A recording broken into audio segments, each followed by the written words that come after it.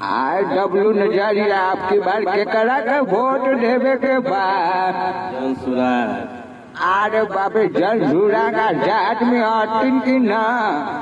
प्रशांत किशोर जी बहुत अच्छे व्यक्तित्व के आदमी है। अच्छा तो हमरो गली मोहल्ला में सगरो चर्चा चलता कि जनसुरा के बार जितावल जाई आ केहू के नशा में आई आ भैया पीछे जी के जिताई। जिंदाबाद जिंदाबाद भैया जिंदाबाद जिंदाबाद जिंदाबाद प्रशांत किशोर जिंदाबाद। अब की सूरज चांद रहेगा सुराज नाम रहेगा। अब की सूरज चांद रहेगा सुराज नाम रहेगा। जिंदाबाद जिंदाबाद प्रशांत किशोर जिंदाबाद जिंदाबाद जिंदाबाद। ठीक है भैया जिंदाबाद। एकदम भैया बहनी चाचा भाई माई बहनी सब गोटा के एकजुट होके आ भैया प्रशांत किशोर जी के भारी मतों से विजयी बनावे के बाद सुन काल खुल के सुना है बहनी सुना है भैया अब की जनसुरा के जितावे के बाद नाली नाली गली गली हमकी तरसा बनावे के बाद नाली नाली गली गली भैया से रास्ता बनावे के बाद आ बूढ़ी के जगले आ कच कहता बूढ़ी आ बूढ़ी आ सुनो तो सुन हम तो अभी बाहरा में अपना गाँव में केकर चल बा प्रचार यहाँ खाली सगरो प्रचार चले भैया संजू जनसुराज के चल रहा है। अच्छा एकदम सही प्रतिनिधि चुनी है और कहना है कि सब गोटा एकजुट होकर बूढ़ा बूढ़ी जवान बुढ़वा बुढ़िया कोई भी सब गोटा के एकजुट होके भारी मतों से जनसुरा के विजयी बनाना है। जिंदाबाद जिंदाबाद जनसुरा जिंदाबाद जिंदाबाद जिंदाबाद।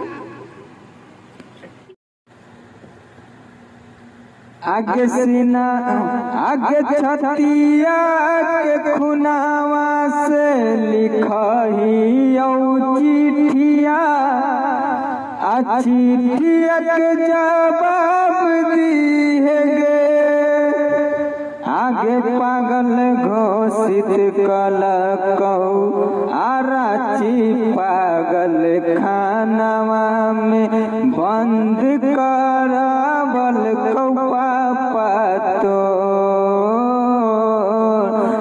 जनावा बचाइले सोनावा मोर पगली गे रनिया गे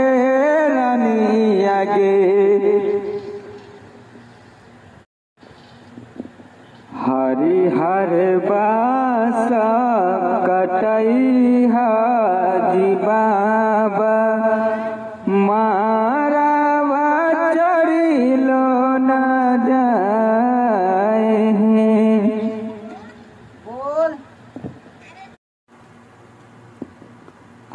बूढ़ी अरे का समाचार है बूढ़ा कुछ कहे था बोला हूँ ना बूढ़ी एमकी बात किसको वोट देना है।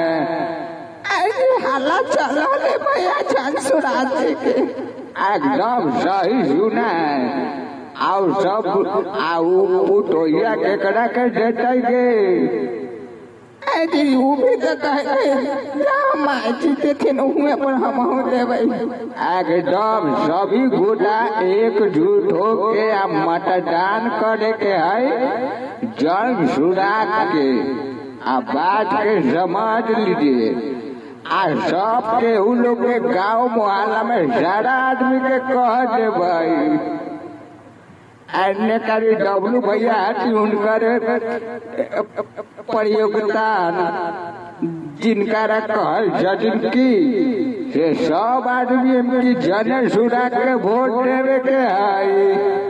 आ जिंदाबाद जिंदाबाद, जन सुराग जिंदाबाद।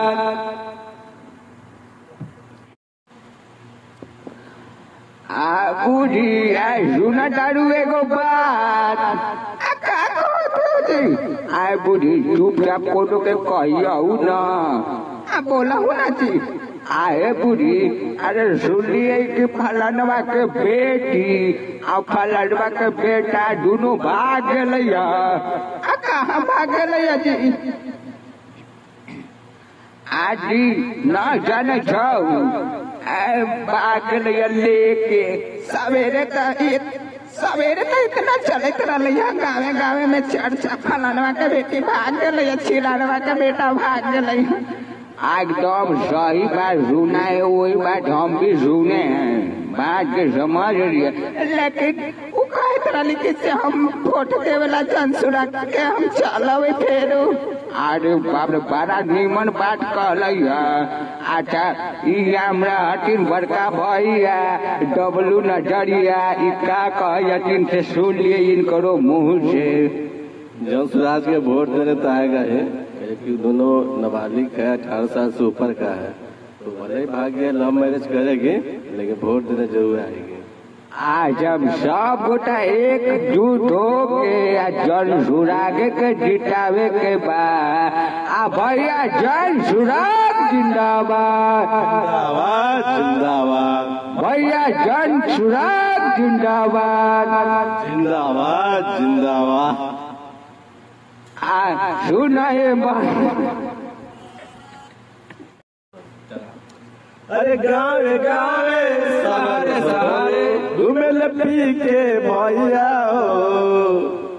अब की के उनके जितावे के बाटे अब की समैया हो।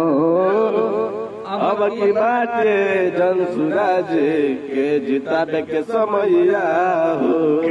सुना है चाची, सुना है चाचा, अब की के इनके, अरे अब की इनके जितावे के जन सुराज के वीआईपी वोट से विजयी एक मत बनावे के। जिया करेजा।